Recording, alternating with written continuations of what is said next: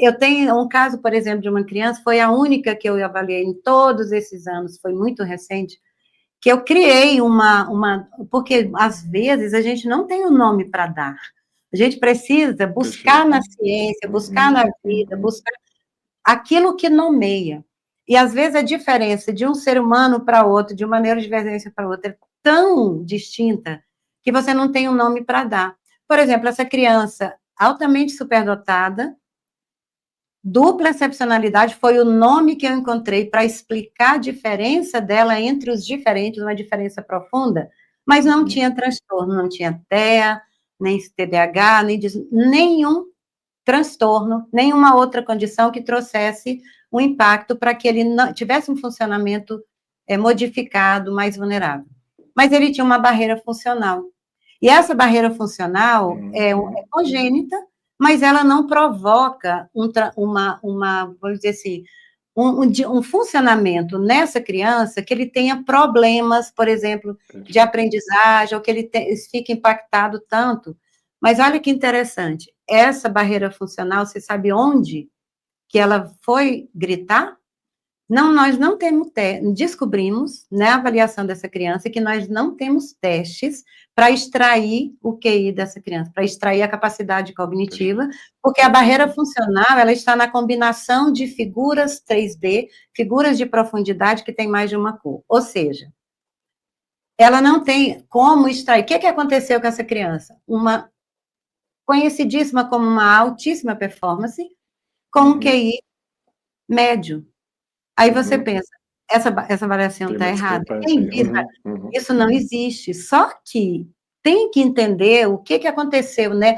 Para mim, eu denominei, foi um laudo enorme, porque eu estudei muito esse caso, ficou muito fundamentado, e em cada nuance dele ali, fundamentado aqui, ele tem uma dupla, ele não é só superdotado.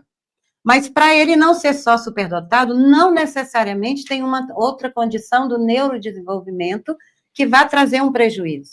Ele não tinha o prejuízo que justificasse. Olha a encruzilhada que eu fiquei. Não, maravilha. Então eu pensei... Mas é muito bom ficar humilde nesse lugar e saber que a gente tem essa dificuldade de nomear e aceitar isso, e descrever o que a gente está observando.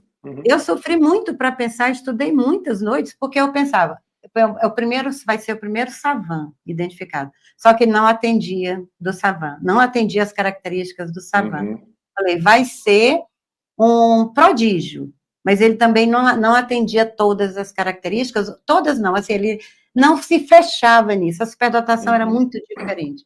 Então, eu falei, é uma dupla excepcionalidade, é o nome padrão que eu tenho para dizer que esse menino não é somente superdotado, mas tem alguma outra questão, que ainda precisa ser nomeada. Uma outra questão, e aí eu denominei de barreira funcional, porque eu descobri no teste, que eu pedi para aplicar mais de uma vez, descobri no teste que a barreira funcional ela era impactada por um tipo de habilidade, figuras em profundidade.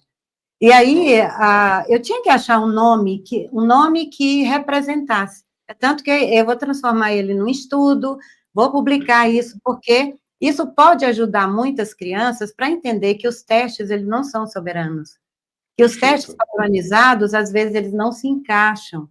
E você tem que entender a fragilidade do seu olhar, muitas vezes. Eu me vi diante de uma situação que eu me vi totalmente ignorante. Falei, meu Deus, eu não vou dar conta. Eu preciso enxergar o que aconteceu. Aí eu tirei o parêntese, e cadê que vinha me dizer, me contar toda a literatura que eu via? Eu falei, meu Deus, Aí eu fui e falei, está nessa questão, fui lá, descobri, aí fui estudando. Então, é uma dupla excepcionalidade com barreira funcional e não com nenhum transtorno ou outra condição.